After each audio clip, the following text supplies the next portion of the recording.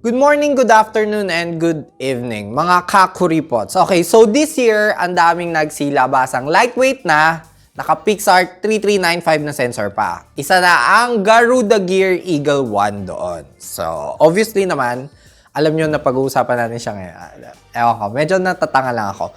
Pero, ito pa. So, parang cheapest ata to ngayon. Okay? Sa ngayon dito sa Pinas na may 3395 at saka lightweight. Okay? So parang cheapest siya. Tapos dadagdagan pa ng less 100 pesos. O di ba? Dito lang yan. Okay? So kung bibili nyo to sa Lazada, meron link dyan sa description. Okay? So click nyo na lang, mapupunta kayo pag bibilihin nyo to. Okay? Less 100 pesos. Pag sa Shopee naman, itatype nyo sa store voucher itong code. Ayan. Lumabas yan. Garu RC100. Okay? So, less 100 pesos pag naisipan nyong bumili pa nito. Diba? So, cheapest na nabawasan pa. Cheaper than cheapest. Galing, diba? Links will be at the description down below na nga lang. So, simpleng unboxing lang naman siya. The package includes a user manual. May grip tapes ka pa. Okay? So, 1595, less 100, may grip tapes pa. A soft braided cable na USB Type-C to Type-A for charging. At syempre, yung mouse na Eagle 1. So, unang napansin ko sa kanya, sa itsura niya, sa design muna tayo, okay? Is, hindi pala siya ganun ka-white, okay? Kasi natabi ko siya dun sa personal mouse ko, yun talaga white. Ito mas feel ko medyo dirty white lang, ganun. So, yun lang, heads up lang. Ewan ko. Sa totoo lang, pag wala naman akong pinag-comparean, masaya na rin naman ako sa white niya. So next napansin ko is, mapapansin nyo rin yan, na parang symmetrical yung pagka-curve niya. Very smooth and very almost. Nagko-combine na lang ako ng English words. Symmetrical ang curve niya, di ba? Parang pantay na pantay, di ba? So mas makaka-rest talaga yung kamay mo kasi yun nga, dahil dun sa curve, at saka medyo mahaba rin siya, okay? Hindi siya yung counted as small, egg shape. Hindi.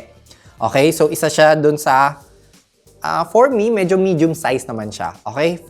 Hindi lang ako siguro sanay sa ganito kalaki, pero feel ko medium pa rin to. Hindi pa to yung mga extra large or large, di ba? Tapos, isa pang mapapansin mo is yung side buttons niya.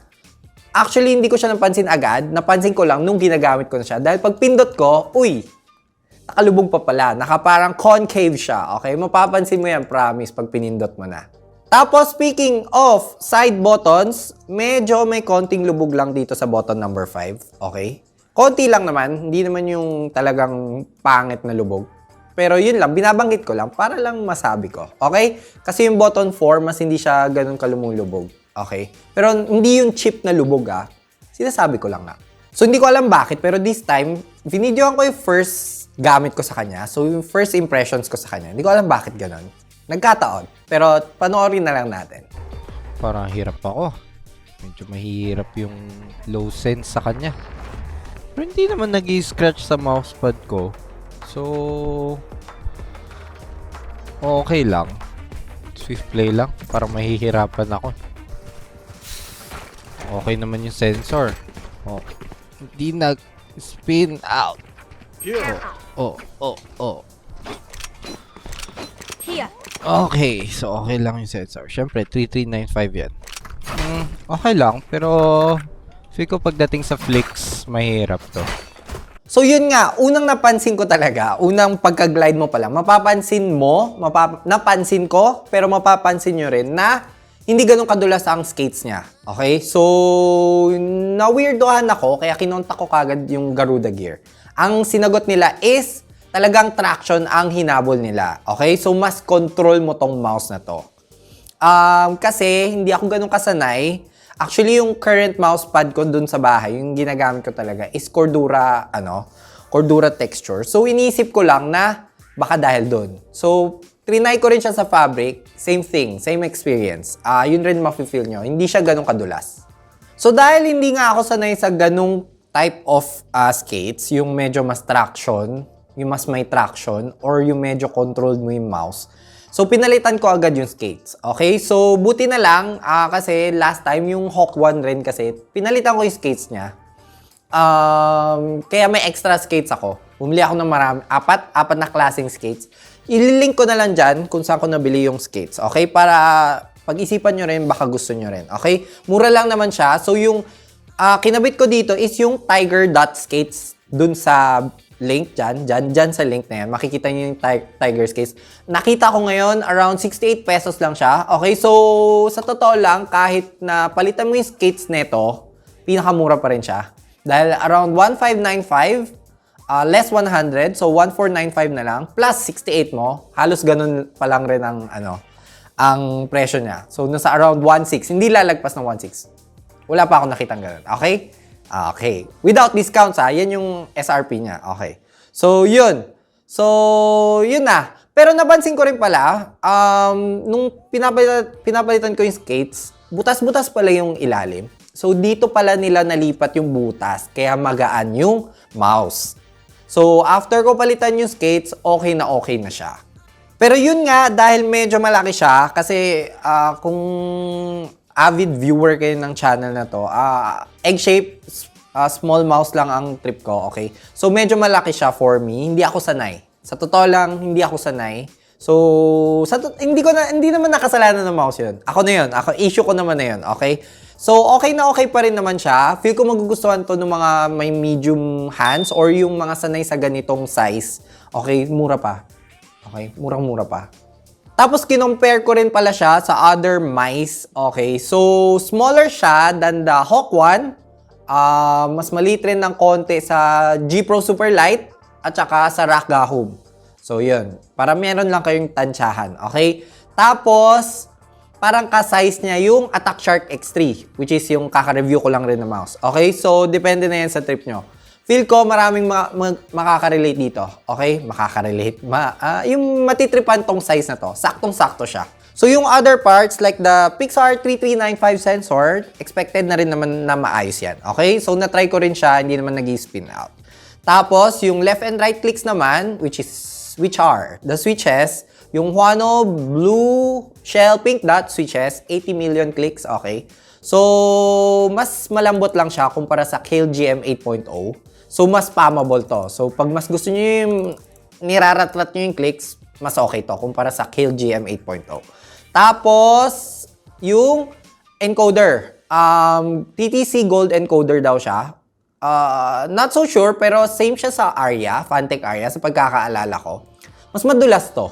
Mas madulas siya kumpara dun. So, not so sure lang bakit ganon. Pero, yun lang. Sinasabi ko lang sa inyo. Tapos, pag sinishake ko rin siya, rinig ba sa mic?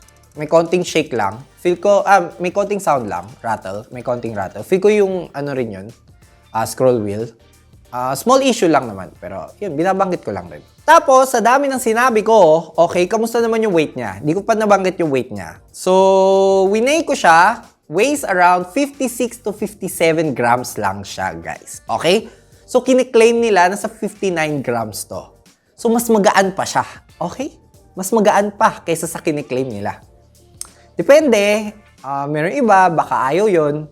Pero, lightweight. Super lightweight na. Okay? Super lightweight na siya. Gustong-gusto ko yung weight niya. Saktong-sakto.